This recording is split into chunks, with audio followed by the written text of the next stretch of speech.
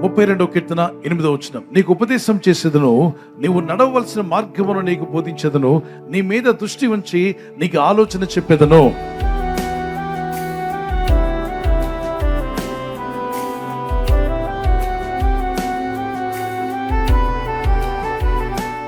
ప్రతి ఉదయం లేచి ప్రభువా నా జీవితాన్ని డైరెక్ట్ చేయమని అడగండి.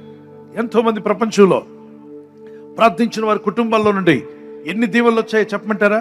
ప్రార్థించిన వారి కుటుంబాల్లో ఏంటంటే దీవెనలు, బైబిల్ చదివిన వారి ఇళ్లలో వచ్చిన దీవెనలు ఏంటో చెప్పండి అన్నట్లయితే, మనం ఎగురుతున్న ఫ్లైట్స్ ప్రార్థన చేసే వాళ్ళు ఇంట్లో నుండి వచ్చిన పిల్లలే కనిపెట్టారు.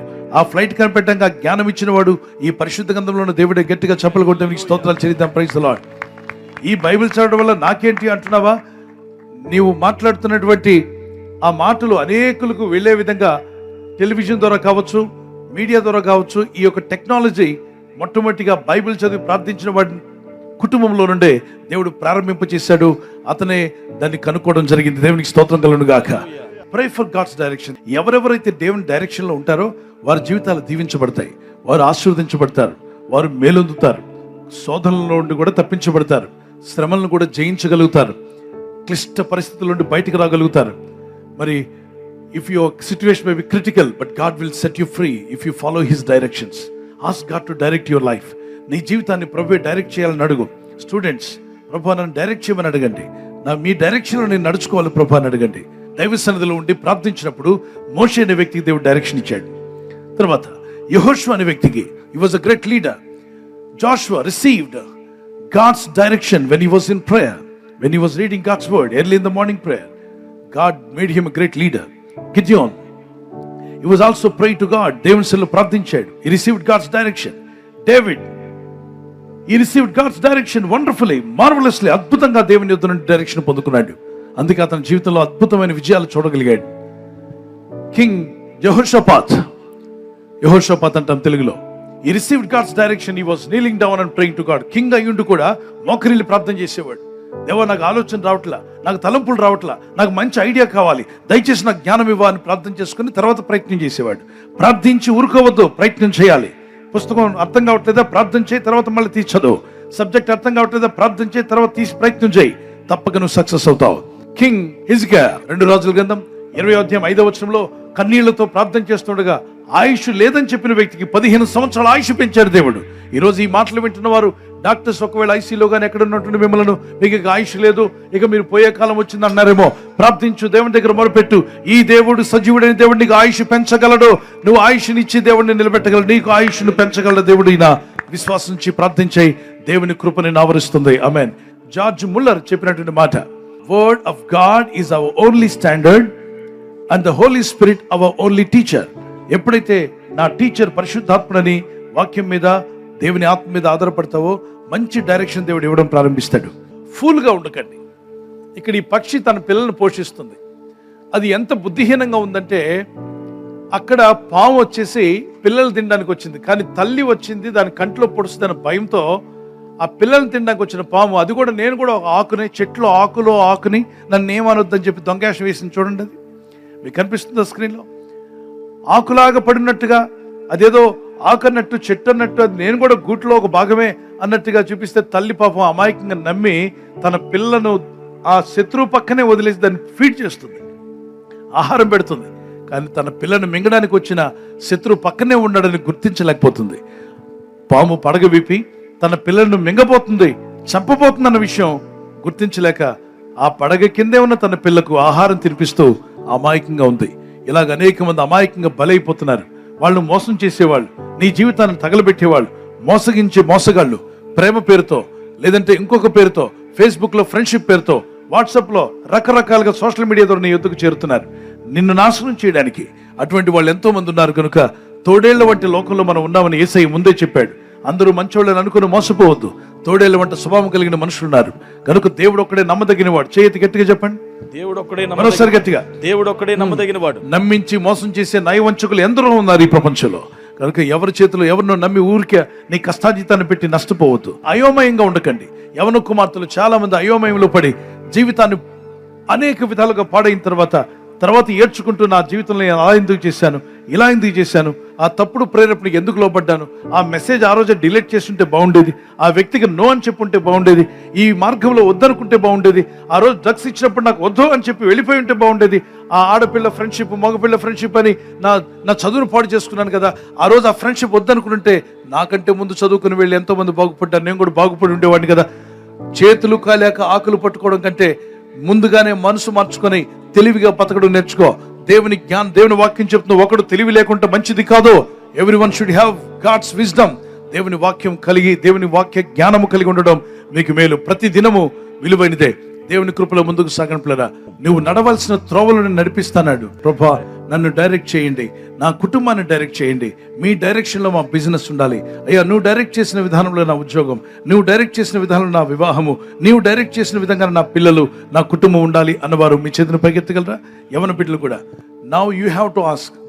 నేను చెప్పవలసింది చెప్పాను, ఇప్పుడు నువ్వు వినాల్సింది విన్నావు. ఇప్పుడు ప్రభు చేయాల్సిన అద్భుతం చేయాలంటే నీకు నీవుగా కలుగు చేసుకొని కంఠమెత్తి ప్రార్థించాలి. బైబిల్ చెప్తుంది, మొరపెట్టారట వాళ్ళు, దేవుడు విని అద్భుతాలు చేశాడు. దేవుడు మిమ్మల్ని దీవించి బలపరచునుగా. ఆమేన్. ఒకసారి చేతిని పైకెత్తండి, ప్రార్థన చేసుకుందాం, కళ్ళు మూసుకుందాం. పరిశుద్ధమైన మా తండ్రి, మా మీద దృష్టి నిలిపి మాకు మంచి ఆలోచనలు దయచేయండి. ఈ ఉదయకాలం నీ ప్రజలు ఏ స్థితిలో ఉన్నా వారి కుటుంబం మీద, వారి ఇంటి మీద మీ దృష్టి వచ్చునుగాక. మీ ఆలోచనలు వారికి దయచేయము నాయన. ఆలోచన పుట్టించేవాడవు నీవే ప్రభు. ఈ లోకంలో పాడు చేసే ఆలోచనలు, దుష్టుని ఆలోచనలు చాలా ఉన్నాయి. మా పిల్లల యుద్ధ నుండి, కుటుంబాల్లో నుండి దుష్ట ఆలోచనలు తీసివేయండి. మీ జ్ఞానం మాకు నేర్పండి. ఈ ఆత్మీయ యాత్రలో, ఈ విశ్వాస యాత్రలో, ఈ లోకంలో మేము జీవించినంత కాలము నీ ఆలోచన చొప్పున మమ్మల్ని నడిపించి తుదకు ఆఖరిలో, చివరిలో మమ్మల్ని మీ మహిమ రాజ్యంలోకి చేర్చుకోబోతున్నావు. ఆకాశం ముందు మీరు తప్ప మాకెవరున్నారు ప్రభా? ఈ ఆలోచనలు మాకుంటే మా బ్రతుకులు బాగుపడతాయన. ఈరోజు ప్రార్థించి ప్రయత్నించబోతున్న శంకుస్థాపన అయిన, గృహప్రవేశమైన, ఒక బిజినెస్ ప్రారంభిస్తున్నా, ఉద్యోగ ప్రారంభానికి వెళ్తున్నా, ఒక మంచి కార్యక్రమాన్ని ప్రారంభిస్తుండగా, నేను వారి బిడ్డల వివాహం కొరకు ప్రయత్నాలు చేస్తుండగా, వారు చేస్తున్న ప్రయత్నాలు ఫలించలాగున మీ దూతలకు ఆజ్ఞాపించండి. ఎవరైనా హాస్పిటల్లో ఉన్నా, ఐసీయూలో ఉన్నా ప్రభు, ఎవరైతే సీరియస్ కండిషన్లో ఉండి బాధపడుతున్నారో వారికి యేసు నామములో స్వస్థతను అనుగ్రహించండి. కృంగిపోయిన వారిని లేవనెత్తండి. మీ గాయపడిన హస్తమును చాపి వారికి ఉన్న సకల రోగాల నుండి విడుదల ఇచ్చేయి. వారిని లేపి నడిపించడాన్ని సాక్షులుగా నిలబెట్టుకోండి. ఈ ఉదయకాలం ప్రతి రోగి యేసు నామములో స్వస్థత నొందునుగాక. తండ్రి, ఈ దినం ఎవరైతే ప్రయాణమై వెళ్ళబోతున్నారో, అది రైలు మార్గమైనా, ఆకాశ మార్గమైనా, బస్సుల్లో, వాహనాల్లో ఎక్కడ ప్రయాణం చేస్తున్నారు, రోడ్డు మార్గంలో ఏ వాహనంలో వారు ప్రయాణం చేస్తున్నారు, ఈ ప్రజలకు కాపాడే దూతలను పంపండి. ఉదయం బయలుదేరి సాయంకాలం ఇంటికి వచ్చేంత వరకు నీ కాపుదల, కాపాడే దూతల యొక్క సహాయము నీ ప్రజలకు దయచేయమని అడుగుతున్నాను. ఆత్మీయతలో రక్షణ లేని వారికి అందరికీ రక్షణ దయచేయండి. వారికి ఉన్న పరిస్థితులన్నీ జయించగలిగే జ్ఞానం వారికి దయచేయండి. అనేకమైన సమస్యలతో సతమతమైపోతున్న వారికి విడుదల వచ్చే ఆలోచన వారికి ఉదయకాలం పుట్టునుగాక.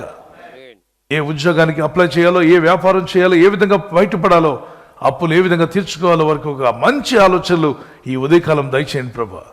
ఈ వాగ్దానం విని ఎవరైతే ప్రార్థిస్తారో వారి జీవితాలు దేవుని ఆలోచనలతో నింపబడాలి మా తండ్రి. ఈ ఆలోచన వారికి దయచేసి వారిని ఆస్వాదించి బలపరచండి. నీ రాకడకు సిద్ధపరచండి.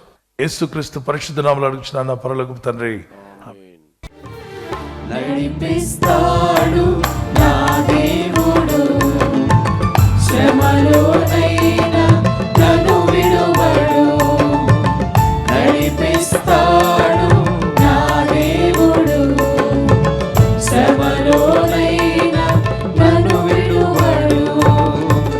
అడుగులు తడబడిన, అలసటపై పడిన, అడుగులు తడబడిన, అలసటపై పడిన, చేపట్టి వెన్ను తట్టి చక్కని ఆలోచన చెప్పి, చేపట్టి వెన్ను తట్టి చక్కని ఆలోచన చెప్పి, నడిపిస్తాడు నా దేవుడు, శ్రమలోనైనా నన్ను విడువడు. నడిపిస్తాడు నా దేవుడు, శ్రమలోనైనా నన్ను విడువడు.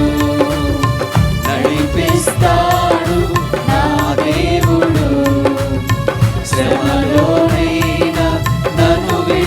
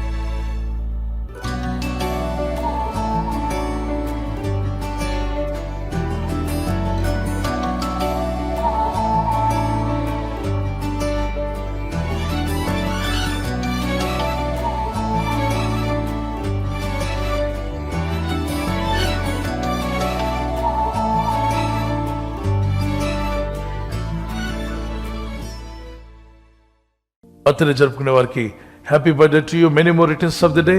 God bless you. మీకు వాగ్దానం దానియేలు 10:19 నీవు బహుప్రియుడవు, భయపడకము. దానియేలు ఆ విధంగా జీవించాడు. అలాగే మీరు కూడా ఈ నూతన సంవత్సరంలో దేవునికి బహుప్రియులు అవ్వండి. ప్రార్థించేవారుగా, భక్తి కలిగిన వారుగా, దేవుని వాక్యం మీద ఆధారపడేవారుగా జీవించండి. మీ జీవితాలు కూడా దేవునికి బహుప్రియులుగా ఉండి వర్ధిల్లుదురుగాక. God bless you with this promise. Marriage anniversary జరుపుకునే వారికి happy anniversary, many more returns of the day. మీకు వాగ్దానము సామెత 3:33 నీతిమంతుల నివాస స్థలము ఆయన ఆశీర్వదించును. మీ జీవితాలు, మీ కుటుంబాలు దీవించబడి వర్ధిల్లాలని ప్రార్థన. భర్త భార్యను ప్రేమించాలి, భార్య భర్తకు లోబడాలి. ఈ 2 వాక్యాలు మీరు తీసుకుని మీరు దేవునికి లోబడితే అద్భుతమైన ఆశీర్వాదాలు మీ సొంతం అవుతాయి. ఆదర్శ దంపతులుగా దేవుడు మిమ్మల్ని చేయనుగాక. గాడ్ బ్లెస్ యూ. ఈ ఛానల్ మీరు సబ్స్క్రైబ్ చేసుకోవడం వలన 2 పనులు జరుగుతున్నాయి. ఒకటి, సువార్త జరుగుతున్నది, ఆత్మలు రక్షించబడుతున్నాయి. రెండవది, పేదలకు, అనాథలకు ఈ ఛానల్ ద్వారా సహకారం అందించడం జరుగుతుంది. మనం సబ్స్క్రైబ్ చేసుకోవడం వలన అందరికీ సహాయం చేసిన వారమవుతున్నాం. ఖచ్చితంగా ఈ యూట్యూబ్ ఛానల్ ను సబ్స్క్రైబ్ చేసుకొని బెల్ బటన్ ను క్లిక్ చేయండి. మీకు వెంటనే మెసేజెస్ పంపబడతాయి.